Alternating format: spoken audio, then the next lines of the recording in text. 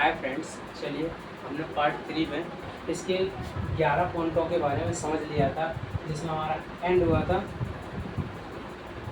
वो हुआ था हमारा लाइसोसोम पे हमारा एंड हुआ था।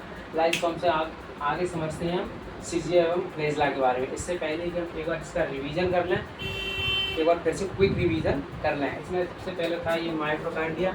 ये माइटोकॉन्ड्रिया को पावर हाउस कहा जाता है। ये सेल के अंदर ऊर्जा बनाता है, यानी कि ऊर्जा का निर्माण करता है। गाल्जी बॉडी माइटोकॉन्ड्रिया द्वारा बनाई हुई ऊर्जा का परिवहन करता है। परिवहन करने का काम गाल्जी बॉडी करता है। बैकगॉल्स, ये बैकगॉल्स हमारे जल का संरक्षण करता है, जल का संग्रह करता है, बैकगॉल्स करता है।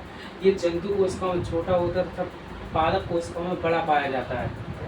सेंट्रोसोम ये कोशिका का विभाजन करता है। कोशिका का विभाजन यानी कि एक कोशिका का दो कोशिका में टूटना, यानी कि पुनर्निर्माण जिसे कहा जाता है, ये किसका काम करने का काम सेंट्रोसोम करता है। एंडोप्लाज्मिक रेटिकुलर, इसे शॉर्टकट में ईआर कहा जाता है, ये कोशिका को आंतरिक कंकाल की सहायता देता है। राइबोसोम, इसे प्रोटॉन फैक्ट्री कहा जाता है, ये प्रोटीन का निर्माण करता है कोशिका के अंदर। लाइसोसोम, इसे आत्माशय की थैली कहा जाता है, ये जल अपघटन एंजाइम पाया जाता है। जब कोई माइटोकॉन्ड्रिया जैसे गाल्जी बॉडी जब कोई अपनी मर जाता है तो उसे खाने का काम करता है। उसे सड़ी कोई चीज़ सड़ जाती है तो उसे पचाने का काम करता है, इसीलिए इसे पाचन कहते हैं। न्यूक्लियस के बारे में समझ लिया तो जंतु कोशिका का सबसे बड़ा पार्ट, कोशिका के अंदर सबसे बड़ा पार्ट न्यूक्लियस होता है। न्यूक्लियस के बारे में आगे डिटेल से पढ़ेंगे। थोड़ा सा देखा था, चलिए अब आगे देखते हैं। ये हमारा आता है 12 नंबर सिलिया एवं फ्लैजेला। ये क्या होता है, ये हेयर लाइक स्ट्रक्चर, यानी कि बाल के समान संरचना होता है। और दूसरी बात, ये कोशिका के आउटर भाग में पाए जाते हैं। ये कोशिका में कुछ ऐसे आउटर भाग में पाए जाते हैं, कुछ छोटे कुछ बड़े, कुछ छोटे कुछ बड़े।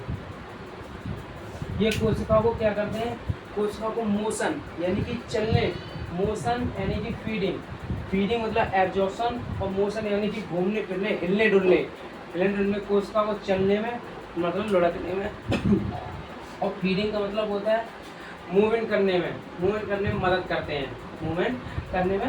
करते हैं। इन्हीं के जरिए जो हमारी माइटोकॉन्ड्रिया में जो हमारे स्पर्म में जो कोशिका होते हैं, इसी के जरिए वो गति कर पाते हैं, इसी के जरिए सिलिया एवं फ्लैजेला। अब जो छोटे जो बाल होते हैं, हेयर लाइक, ये छोटे से जो बाल होते हैं इन्हें फ्लैजेला कहा जाता है। जो छोटे बाल होते हैं इन्हें सिलिया कहा जाता है, और जो बड़े बाल होते हैं इन्हें फ्लैजेला कहा जाता है। F4 flagella, C4 cilia.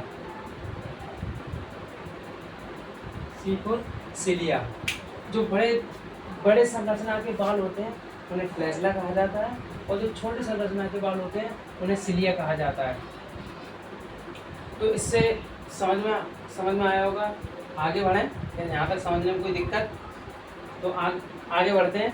इसमें सीरीज बात है, ये कोशिकाओं को मूवमेंट यानी कि चलने फिरने में मदद करते हैं, कोशिकाओं को मूवमेंट करने में मदद करते हैं, और फीडिंग यानी कि हिलने डुलने में मदद करते हैं। 13वें नंबर में हमारा आता है लवक।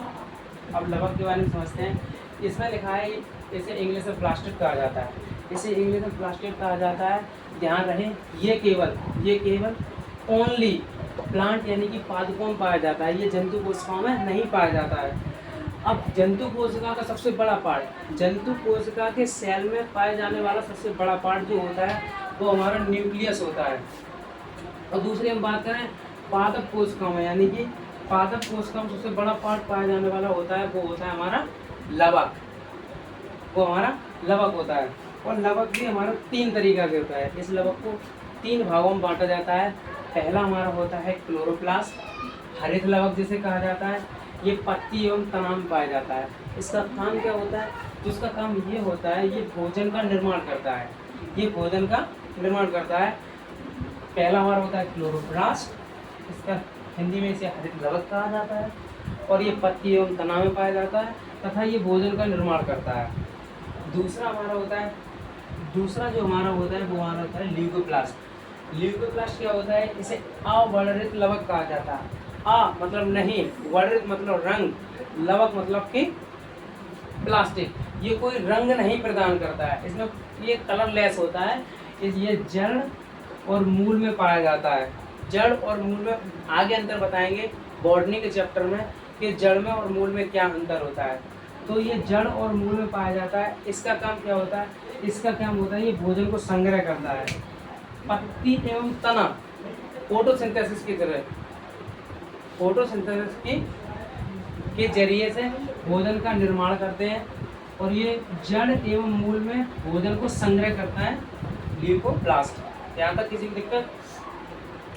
इसके बाद तीसरा जो हमारा आता है वो होता है क्रोमोप्लास्ट।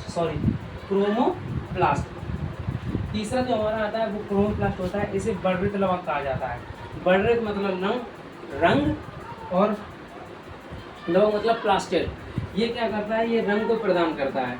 जैसे कैरोटीन के कारण गाजर का रंग लाल होता है, बीटानॉन के कारण चुकंदर का रंग महरून होता है, लाइकोपेन के कारण टमाटर का रंग लाल होता है और जैंथोफिल के कारण फल का पीला होना। फल जो पीले कलर के होते हैं वो जैंथोफिल के कारण होते हैं। तो आई होप आप समझे होंगे। फिर सीधे से आता है जो पेड़ पौधों में जो कोशिका सबसे बड़ा पाया जाता है वो लवक पाया जाता है। लवक हमारे 3 प्रकार के होते हैं। पहला होता है क्लोरोप्लास्ट, ये भोजन का निर्माण करता है। ये पत्ती एवं तना में पाया जाता है। पत्ती एवं तना में पाया जाता है तो ये भोजन का निर्माण करता है। दूसरा हमारा होता है ल्यूकोप्लास्ट, ये हम बता ही दिए हैं। यहाँ तक किसी दिक्कत? आगे बढ़े, ठीक है।